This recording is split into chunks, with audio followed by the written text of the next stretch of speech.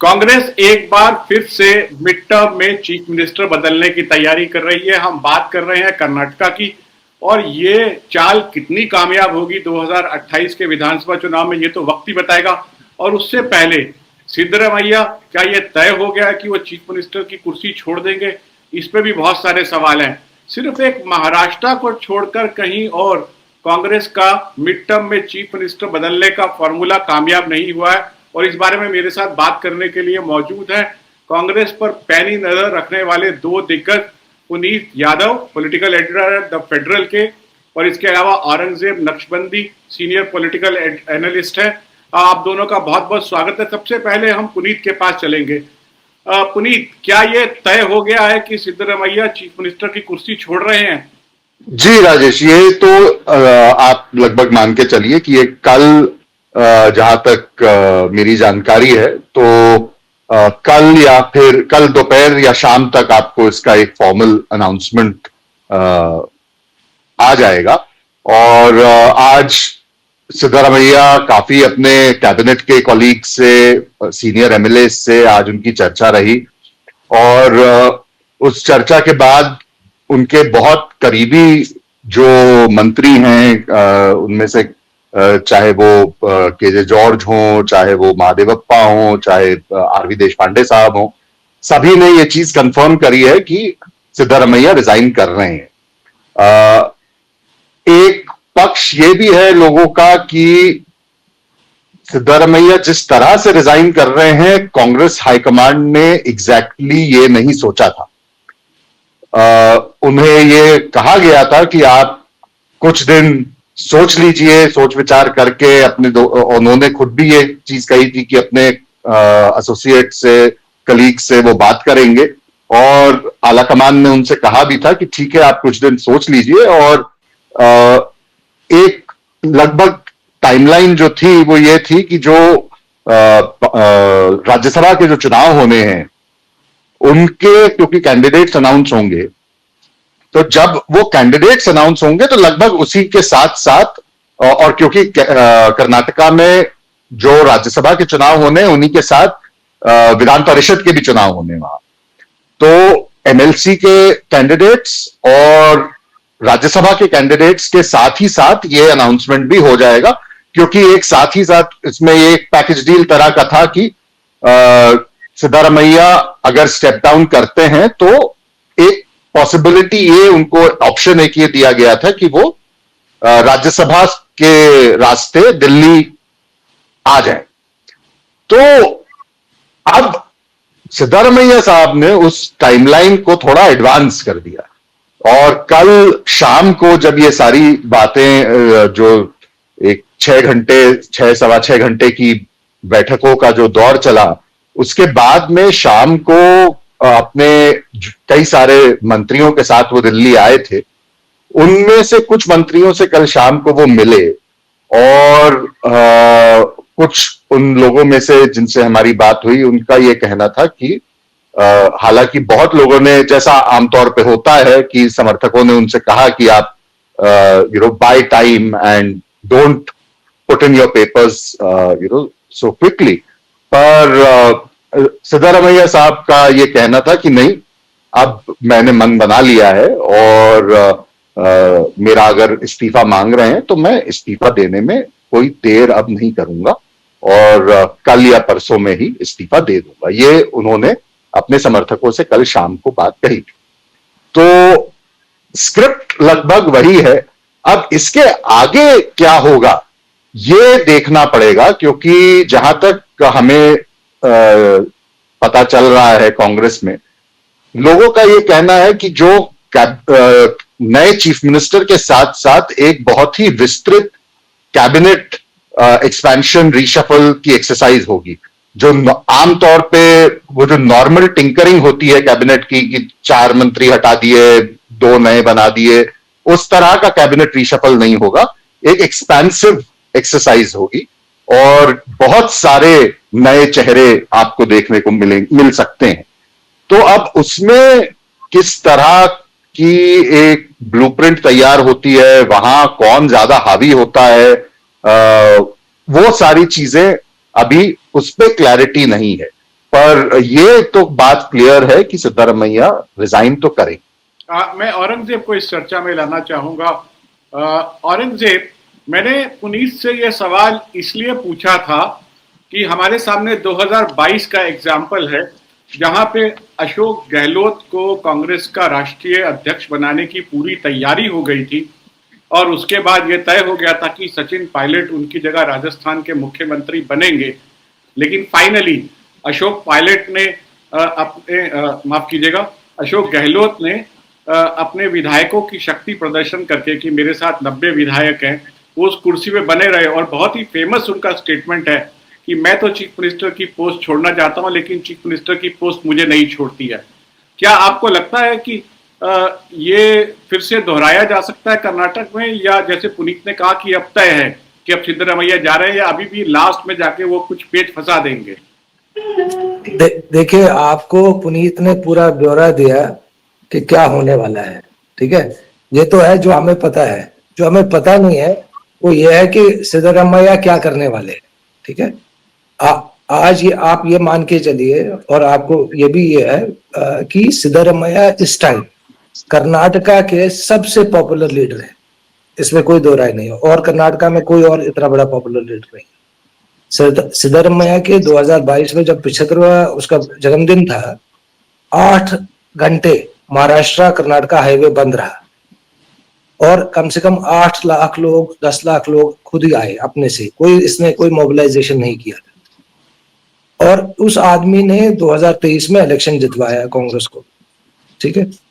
आज आप उसको हटा रहे हो, आप डीके शिव कुमार को ला रहे हो या जिसको भी ला रहे हो। हालांकि मैंने सुना कि वो डीके शिव कुमार पे राजी नहीं है, वो कह रहा है कि खड़गे को बनाओ, खड़गे को बनाओगे तो मैं फिर उसका वो स्मूथ ट्रांजिशन होगा। तो अभी क्या होगा, क्या करेगा, वो देखिए एक प्रोसेस है।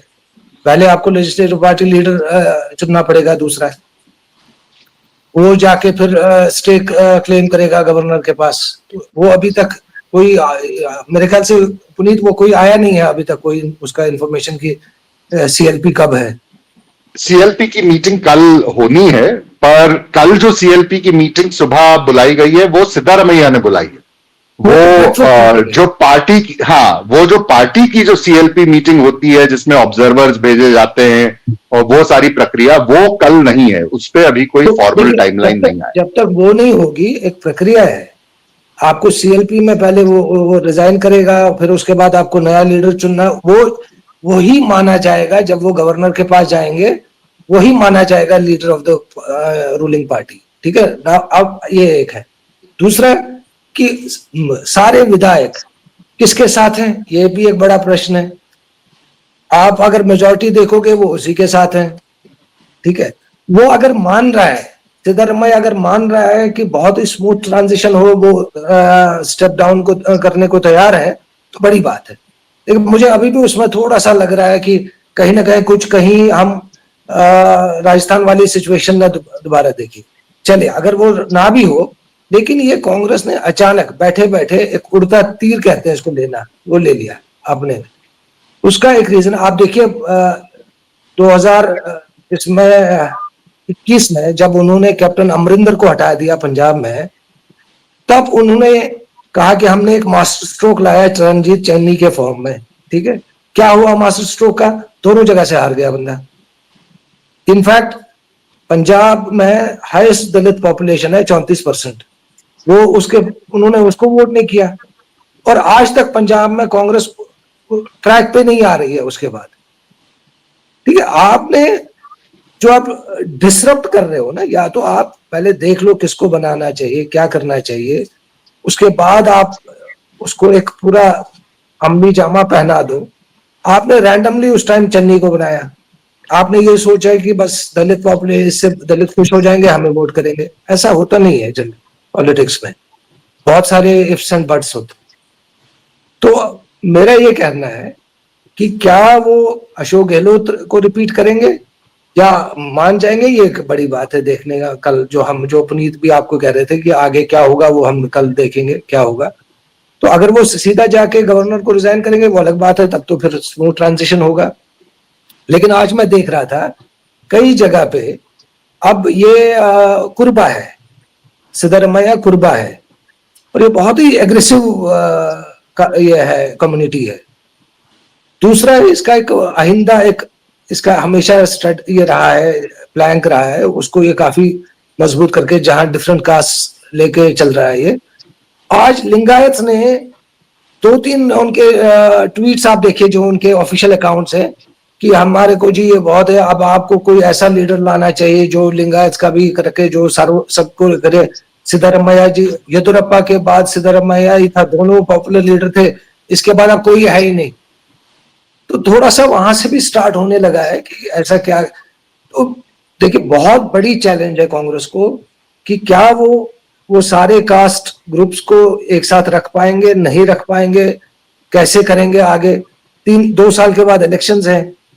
अब आप देखिए कि बीजेपी वापस येदुरप्पा को लाने की कोशिश में लगे हैं। अभी उनके यहाँ पे दोबारा उनके ब्रेकफास्ट मीटिंग होने लगी है, जिनको पहले अचानक ऐसे ही उठा के फेंक दिया था, अगर आपको याद हो, तो उनको आप दोबारा आप मनाने जा रहे हो कि आप ही लीड करो।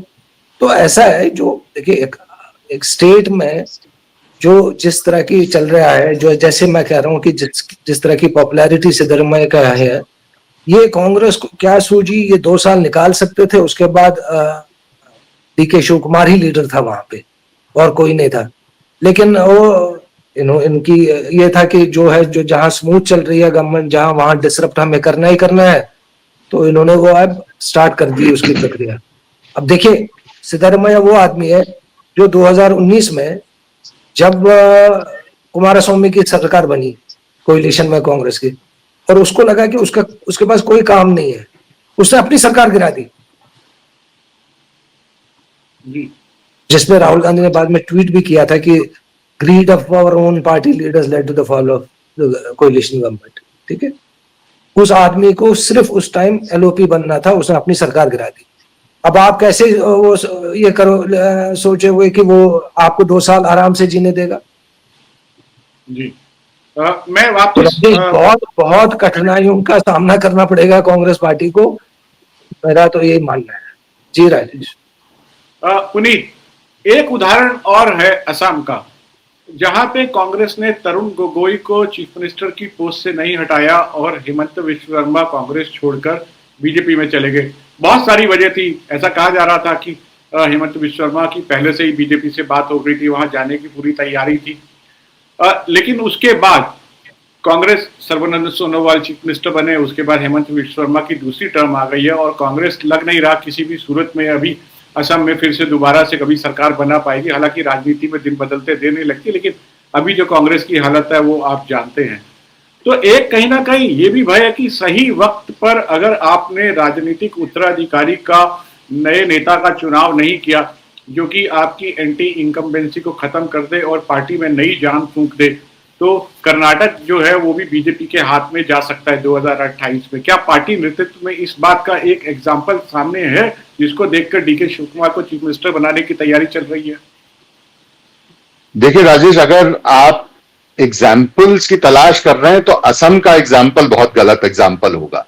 और असम की सिचुएशन और कर्नाटका की सिचुएशन में जमीन आसमान का फर्क है, और दोनों की राजनीति में भी, और दोनों के जो राजनेता हैं उनमें भी।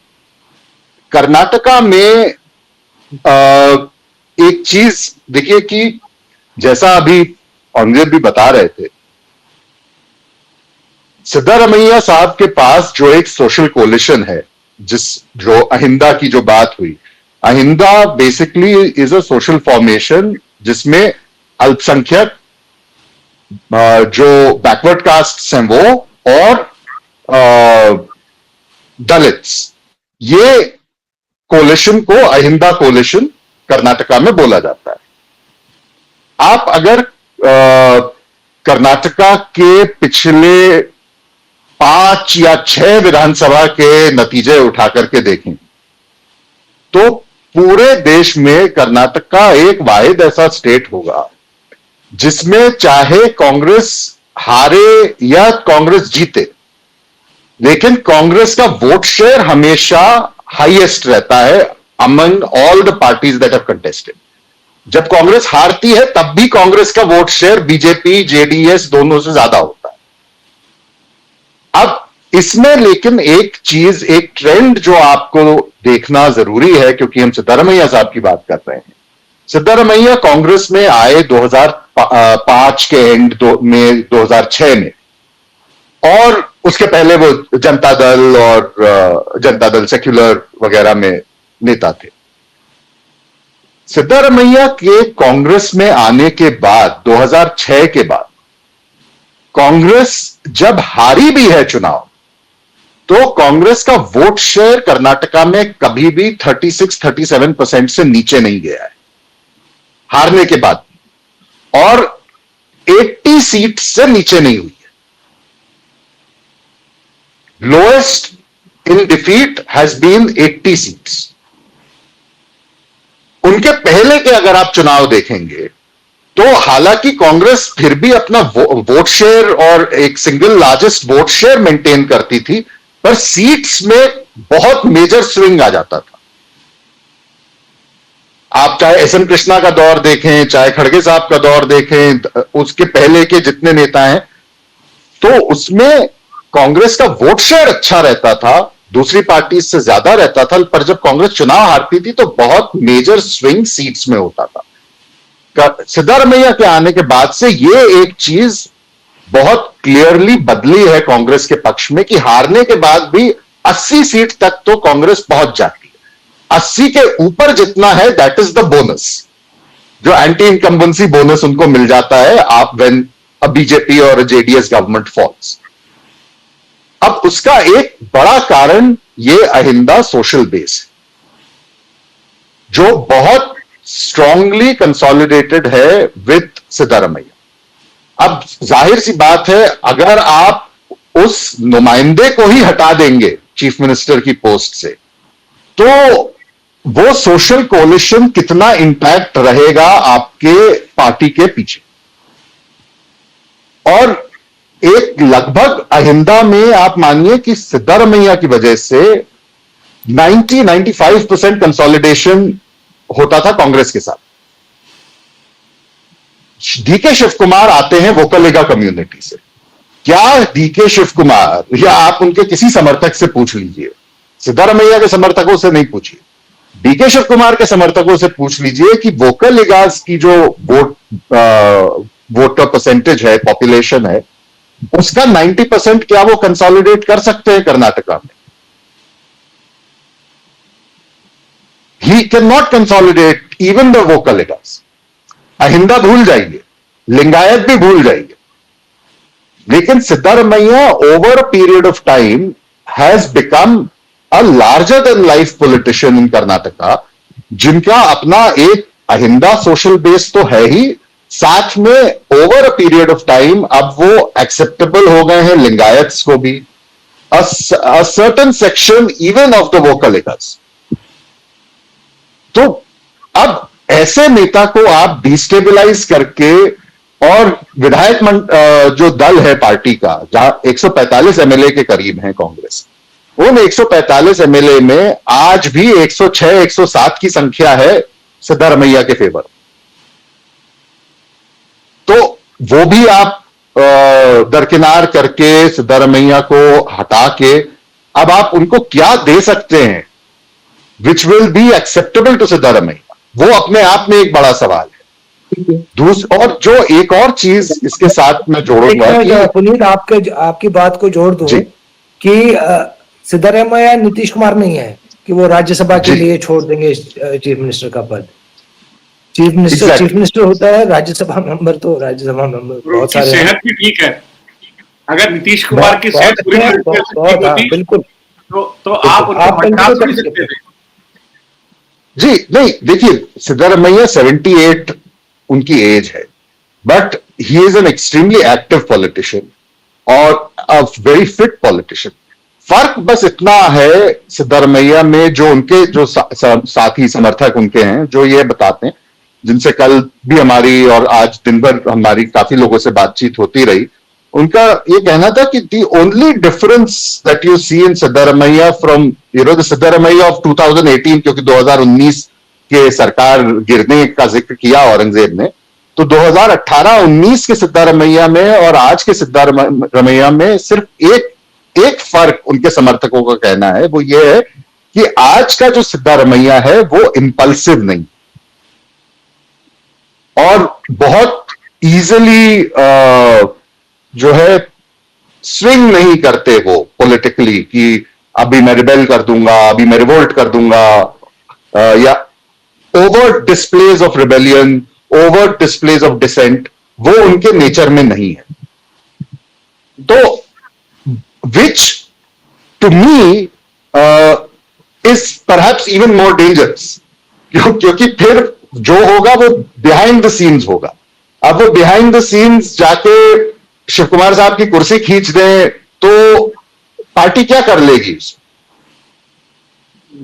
तो बहुत सारे पेच हैं. और दूसरी चीज जो इसके साथ में लगी हुई है वो ये कि देखिए सिद्धारमैया की फर्स्ट टर्म अगर आप देखेंगे एज चीफ मिनिस्टर और आप कर्नाटका के किसी भी ऑफिसर से, ब्यूरोक्रेट से आप बात करें या आम लोगों से भी बात करें, पॉलिटिशियंस से बात करें, वो आपको एक चीज बताएंगे कि जो सिद्धारमैया अपने फर्स्ट टर्म में 5 years एज चीफ मिनिस्टर जो उनकी पिछली टर्म थी, he was known as a man who was totally in control of his government. अगर कोई छोटा मोटा डिसेंट होता भी था, he would contain that very effectively. He was also known for being an extremely able administrator. Longest serving finance minister रहे हैं वो. सबसे ज्यादा बजट उन्होंने मतलब प्रेजेंट किए हैं कर्नाटका के. He understands the finances of Karnataka. He understands the social equations of Karnataka. बहुत सारी चीजें उनकी थी. और उस वजह से जो उनके पिछली टर्म थी चीफ मिनिस्टरशिप की, उसमें he was seen as a man in control. जो नियरेस्ट पैरेलल, एक कांग्रेस के नेता से हमारी बात हो रही थी तो उन्होंने कहा कि नियरेस्ट पैरेलल अगर आप देखेंगे कांग्रेस में इस तरह के मुख्यमंत्री का, जिसका अपने ब्यूरोक्रेसी पे, अपनी पार्टी पे, अपनी पॉलिटिक्स पे, सोशल आउटरीच पे, स्टेट के फाइनेंसेस पे इतना अच्छा कंट्रोल हो, तो वो nearest parallel was from 30 years ago of Arjun Singh from Madhya Pradesh. And the other in a slightly different context of Y.S. Rajshekhar Reddy of Andhra Pradesh. इनके अलावा कोई और पैरेलल नहीं है कांग्रेस के इकोसिस्टम में इस तरह के मुख्यमंत्री का. लेकिन जो करंट टर्म है सिद्धारमैया साहब की, पिछले 3 साल में अगर ये 2.5 साल वाली बात को हम अज्यूम करके चलें कि ये ऐसा कोई पैक्ट हुआ था कि भाई 2.5 साल बाद सीएम चेंज होगा, क्योंकि ये अब हर स्टेट में ये फॉर्मूला जो है लगा दिया जाता है, कहीं ओरिजिनली होता है, कहीं नहीं भी होता है, पर ये एक स्पेकुलेशन में हर स्टेट में आ जाता है आजकल कि भाई 2.5 साल का पैक्ट हो गया है, जहां भी 2 फैक्शंस. तो इस टर्म में भले ही 2.5 साल का अगर पैक्ट रहा भी होगा, right from day one Siddaramaiah was seen as a CM who was losing control, क्योंकि स्टेबलाइज नहीं हो पा रही थी सरकार. हर दूसरे दिन, हर अगले महीने यही सवाल था कि कब मुख्यमंत्री बदलेगा. अभी शिव कुमार अपने साथियों के साथ दिल्ली जा रहे हैं, फिर सिद्धारमैया अपने साथियों के साथ दिल्ली जा रहे हैं. पिछले 2.5 साल से यही सिलसिला चल रहा था. तो वो जो एक गवर्नेंस का स्टैंप, गुड गवर्नेंस का स्टैंप सिद्धारमैया का था, that got diluted in the last 2.5 years. अब और उसी का एक बहाना, उसी का एक एडवांटेज लेते हुए the Congress high command is now pushing for this कि भाई एंटी इनकम्बेंसी भी बढ़ रही है, ये सब है, हमें नेक्स्ट जनरेशन तैयार करना है लीडरशिप का 28 के पहले, तो इसलिए लीडरशिप चेंज इज इंपॉर्टेंट. अब वो कितना सुसाइडल है या कितना बेनिफिशियल है ये देखना बाकी. औरंगजेब, मैं आपके पास आना चाहूंगा. आपने अशोक गहलोत की बात की, चरणजीत सिंह चन्नी की बात की, लेकिन अगर हम महाराष्ट्र की बात करें और खासतौर पर उस दौर से बात करें जब से सोनिया गांधी का पहले और फिर राहुल गांधी का अभ्युदय हुआ है कांग्रेस में, महाराष्ट्र में कांग्रेस का ये फॉर्मूला कामयाब रहा. 2004 के इलेक्शन से पहले विलासराव देशमुख को हटाया गया और सुशील कुमार शिंदे को कमान दी गई और उसके बाद कांग्रेस जीत गई. फिर उसके बाद मुंबई हमले, 26 नवंबर 2008 के मुंबई हमलों के बाद जब बहुत असंतोष फैला तो एक दफा फिर विलासराव देशमुख को हटाया गया। विलासराव देशमुख जब सुशील कुमार शिंदे के नेतृत्व में कांग्रेस चुनाव जीत गई थी, उसके बाद दोबारा से विलासराव देशमुख को चीफ मिनिस्टर बना दिया गया था। तो फिर 2008 में, दिसंबर 2008 में विलासराव देशमुख को हटाकर अशोक चव्हाण को चीफ मिनिस्टर बनाया गया और अशोक चव्हाण के नेतृत्व में पार्टी ने चुनाव लड़ा और फिर से कांग्रेस की सरकार बनी। और लेकिन अशोक चव्हाण जो है वो आदर्श घोटाले की वजह से रह नहीं पाए और उसको हटाकर पृथ्वीराज चौहान को चीफ मिनिस्टर बनाया गया। लेकिन 2 दफा जो है वहां पे ये फॉर्मूला कामयाब रहा है। तो ऐसा नहीं है कि हर दफा कांग्रेस का ये फॉर्मूला, या मैं जिस वक्फे की बात कर रहा हूं वो अब से करीब करीब 15 से 20 साल पुरानी बात है। अब लगता है कि कांग्रेस हाईकमान का स्वरूप और उसकी ताकत बदल गई है। क्या इस वजह से आप ये बात कह रहे हैं, या आपको लगता है कि नहीं अभी भी एक राजेश, मैं तो सीधी सीधी बात कर रहा हूं कि जहां इनको बदलना चाहिए इस टाइम वो है हिमाचल प्रदेश, ठीक है। वहां अगर आपने उसको नहीं बदला तो आप डबल डिजिट भी नहीं क्रॉस करोगे 27 के इलेक्शन में, ठीक है। वो इनको उस पे इनको कभी नजर नहीं पड़ रही है कांग्रेस आला कमान, सो कॉल्ड आला कमान की। वहां पे अगर आप उसको आज नहीं बदल रहे हो तो आप यकीन मान के चलिए कि वो डबल डिजिट 10 से कम सीटें आ रही हैं 2027 में कांग्रेस की। आपने बदलना चाहिए था छत्तीसगढ़ में, जहां आपने प्रॉमिस किया था टीएस सिंहदेव के साथ कि आपको और बघेल को रोटेट करेंगे 2.5 साल में। वहां आपने किया नहीं, और क्या हालत हुई वो आपको पता ही है। 23 में क्या आपके साथ हुआ। मैं ये कह रहा हूं कि जहां आपके पास मुख्यमंत्री स्ट्रांग है, जैसे गहलोत थे, सचिन पायलट से स्ट्रांग ही थे, वहां आपने देखा वो आप उसका कुछ नहीं कर पाए और वो अपनी टर्म पूरी कर गया। जहां आपने बदलना है वहां बदलते नहीं हो। देखिए महाराष्ट्र में भी बदलने के बाद क्या हाल हुआ। आज अशोक चव्हाण बीजेपी में है, पृथ्वीराज चव्हाण कहीं है ही नहीं बेचारे, ठीक है। और जो हालत है वहां महाराष्ट्र में कांग्रेस की वो सबको पता है, जग जाहिर है, ठीक है ना। तो आप जहां ये जो हैफेजर्ड डिसीजंस लेते हो जिसका कोई सर पैर नहीं है, तो आपका यही हाल होता है। पंजाब को मैंने आपको पहले भी बोला, पंजाब की हालत इस टाइम देखिए कांग्रेस की। इस टाइम जो ये अभी आप देखना 29 तारीख को जो लोकल बॉडीज के इलेक्शंस आएंगे उसके आप नतीजे देखना कहाँ पे है कांग्रेस पार्टी। तो एक तो लीडरलेस हो गई है कांग्रेस वहां पंजाब में। इसी तरह राजस्थान में आप देखो क्या हुआ। उसके बाद आप छत्तीसगढ़ देखो, जहां इन्होंने, जैसे मैंने कहा, जहां इन्होंने प्रॉमिस किया वहां आपको, यहाँ तो आपकी सरकार ठीक चल रही थी। देखिए 3 साल में पुनीत अभी बता रहे थे, कहीं हमने कोई क्रिटिसिज्म नहीं सुना गवर्नमेंट का कि कोई डिसीजन पे ऑपोजिशन ने जी बहुत हल्ला कर दिया किसी चीज पे, सेंटर ने ये किया, गवर्नर को ने कोई रोकथाम लगा दी किसी चीज पे। हमने कर्नाटका में खाली एक चीज सुना कि डीके शिव कुमार अपने 10 लोगों को लेके दिल्ली आ जाते थे, उसके बाद अपना यहाँ माहौल बना के, जो उन्होंने पीआर एजेंसी यहाँ खड़ी रखी है एक नरेश अरोड़ा की, उसको बना पैसे वैसे दे के वो मीडिया को मैनेज करके ये सब प्लांटेड चल रहा था। उसके बियॉन्ड तो कुछ नहीं वहां हुआ, कोई डेवलपमेंट नहीं थी ऐसी कि जिससे लगता था कि सरकार वाकई गलत खराब काम कर रही है। तो इसलिए मैंने कहा कि कांग्रेस पार्टी को ये आदत है वो अपने पांव पे खुद ही कुल्हाड़ी मारने की, तो वो सेल्फ गोल कर रही है। तो इस यहाँ भी सेल्फ गोल ही करने जा रही है। बाकी आप बहुत सारे ऐसे एग्जाम्पल्स है जो आप दे रहे हो, जहां मैं आपको बता सकता हूँ जहां उनको बदलना चाहिए था बदला नहीं, और जहां बदला वहां उनकी हालत क्या हुई अभी।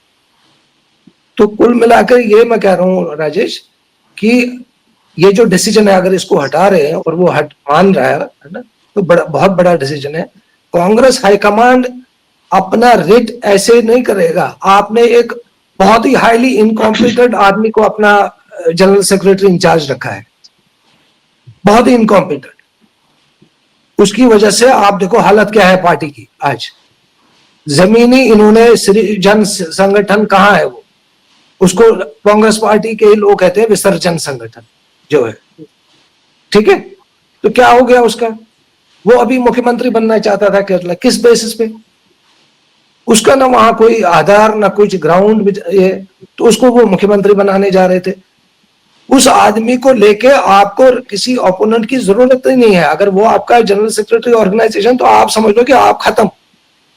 2-3 सालों में आपका तो कोई नाम लेने वाला नहीं रहेगा। तो राजेश, इनके डिसीजंस, राहुल गांधी की कोठरी, ये तो अब पता ही चल रहा है हमें।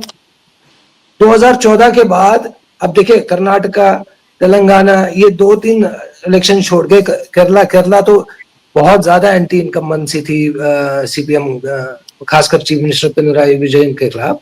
अदरवाइज तो वो भी हार जाते। कोई किसी संगठन की वजह से नहीं जीत रहे हैं, वो डिफॉल्ट बन के वो जीत रहे हैं। तो आप ये कह रहे हो कि आज वेणुगोपाल डिसीजन लेगा कि सिद्धरामैया को रहना पड़ेगा या जाना पड़ेगा, जिसका कुछ आधार नहीं है, कोई बेसिस नहीं है, कोई ग्राउंड बेस नहीं है। तो शर्म की बात है इनकी भी। पुनीत, आपसे आखिरी सवाल, who is the prime mover behind this move? मतलब कांग्रेस आला कमान में, जब हम कांग्रेस आला कमान की बात करते हैं तो आजकल बहुत प्रियंका गांधी वर्सेस राहुल गांधी हो रहा है, तो इस पूरे मामले में कौन प्राइम मूवर है? ऐसा भी रिपोर्ट में आया है कि कहा गया है कि राहुल गांधी ने सिद्धरामैया से ये कहा कि आप जो है अपना वायदा पूरा कीजिए 2.5 साल वाला, और उसके बाद सिद्धरामैया ने जाके अपने समर्थकों से बोला कि वो राहुल गांधी की बात को टालेंगे नहीं। ऐसा रिपोर्टिंग हुआ है, लेकिन कांग्रेस आला कमान में कौन चाहता है कि सिद्धरामैया चीफ मिनिस्टर नहीं रहे? देखिए, ये जो सवाल है, इसका सीधा सीधा अगर जवाब अगर आपको चाहिए राजेश, तो देखिए, ना कांग्रेस अध्यक्ष मल्लिकार्जुन खड़गे साहब कभी चाहते थे जब दोबारा सरकार बनी, वो भी नहीं चाहते थे कि सिद्धरामैया दोबारा सीएम बने, क्योंकि उनकी और सिद्धरामैया की अपनी एक पुरानी हिस्ट्री है। पिछले कुछ वक्त से डीके शिव कुमार का अपना एक जो आउटरीच है, not with the public but with the Congress high command, चाहे वो प्रियंका गांधी हो, चाहे वो कांग्रेस प्रेसिडेंट हो, चाहे even Sonia Gandhi to an extent, वो उनका एक आउटरीच अपनी जगह पर वो भी काम कर रहा है। और फिर राहुल गांधी के एडवाइजर्स के बारे में जो औरंगजेब ने अभी बताया, उस पे और ज्यादा विस्तार से बताने की और कोई जरूरत है नहीं। तो कुल मिलाकर के इस सिचुएशन में मुझे लगता है प्राइम मूवर ढूंढने की कोई जरूरत ऐसी है नहीं, क्योंकि जब आपके जहन में कोई एक ये बीज जा चुका है कि पार्टी को बिल्कुल जो थोड़ा बहुत जहां पार्टी अच्छी दुरुस्त चल रही है उसको निपटा दीजिए, तो फिर उसके लिए आप कुछ और किसी और को ब्लेम नहीं कर सकते। तो ये जो भी डिसीजन है, इससे मुझे तो नहीं नजर आता कि कोई खास स्टेबिलिटी क्रिएट होने वाली है कर्नाटका। उसके जो होगा उसके बिल्कुल बरक्स ही हो। बहुत बहुत शुक्रिया इस चर्चा के लिए पुनीत, आपका भी, औरंगजेब आपका भी। देखते हैं कि सिद्धरामैया का क्या कदम रहता है अगला, और उस कदम के बाद वो आगे क्या करेंगे। जैसा आपने कहा कि वो इंपल्सिव नहीं रहे हैं, तो ये और ज्यादा खतरे की बात है। तो देखना पड़ेगा। अगले 2 साल कर्नाटका में कांग्रेस के लिए बहुत दिलचस्प होने वाले। बहुत बहुत शुक्रिया इस जानकारी।